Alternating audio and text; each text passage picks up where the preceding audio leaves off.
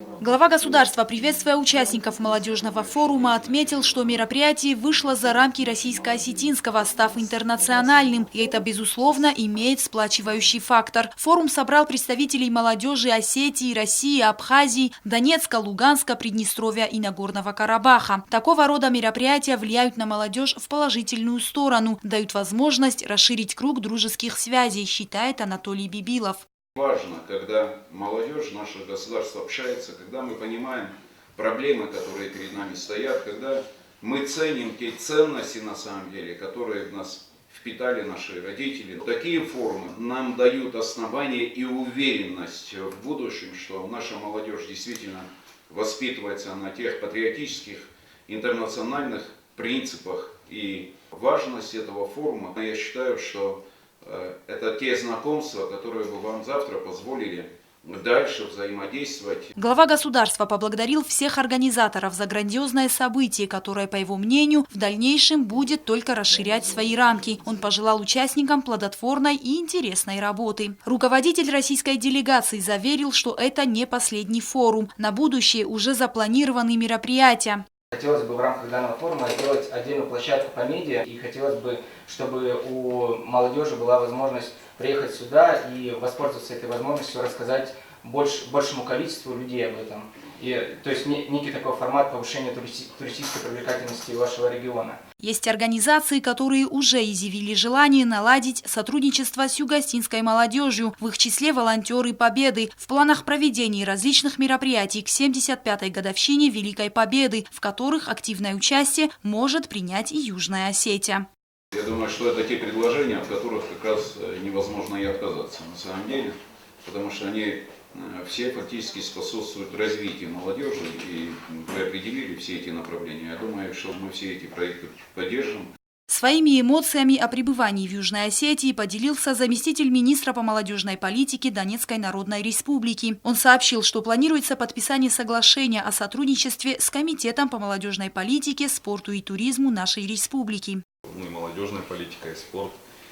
Те направления, которые сплачивают, а молодежь сама по себе несет то новое, те идеи. Молодежь – это будущее всех наших стран, поэтому это, конечно, важно. Соглашение о сотрудничестве планирует подписать и Министерство по молодежной политике Луганска. Представляем Министерство сферы культуры, спорта, молодежи и туризма.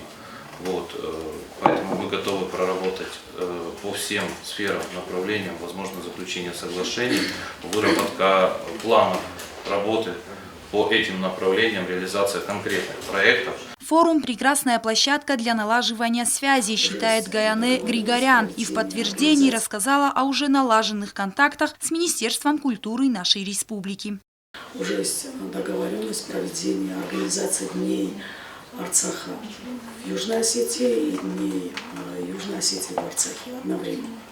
Представители Абхазии и Приднестровья также поблагодарили за гостеприимство и возможность ближе познакомиться с культурой и традициями Южной Осетии. Во время прямого диалога с президентом у участников форума была возможность высказать свои предложения по тем или иным направлениям молодежной политики, а также задать интересующие вопросы. Было бы интересно услышать от вас какой-нибудь жизненный совет. Я бы очень хотел, чтобы, когда вы делаете шаги, вы должны прежде всего подумать, оценить, что будет за этим шагом.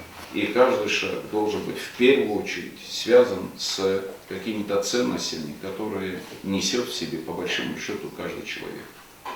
Ребята из Северной Осетии рассказали о планах проведения сборов для спасателей-добровольцев и пригласили желающих из Южной Осетии принять участие в них. Анатолий Бибилов заверил волонтеров, что окажет необходимое содействие. По словам участников форума, в Южной Осетии много интересных и красивых мест, маленький и уютный город, доброжелательные люди. И в этом ключе одна из участниц поинтересовалась у президента его отношением к жизни, в частности, отметив момент, который ее поразил. Мы были очень удивлены, причем это нам сказали совершенно вскользь. Мы проезжали в одном из районов города, показали пятиэтажку, совершенно обычная пятиэтажка, и проезжая мимо, нам сказали, знаете, вот в этой пятиэтажке в обычной двухкомнатной квартире живет наш президент. Вопрос. Вы вообще планируете менять, или это ваше принципиальное решение, что вы живете именно в двухкомнатной квартире в обычной пятиэтажке? И, конечно, я уже поменял его, но поменял на трехкомнатную.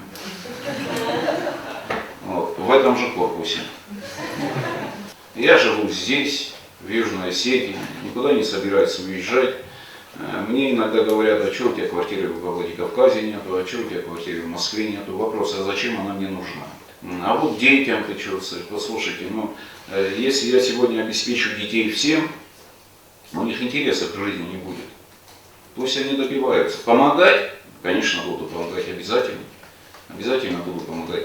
И я всегда это подчеркиваю. У меня, где я живу, прекрасные, просто прекрасные соседи. Я этих соседей не хочу мешать.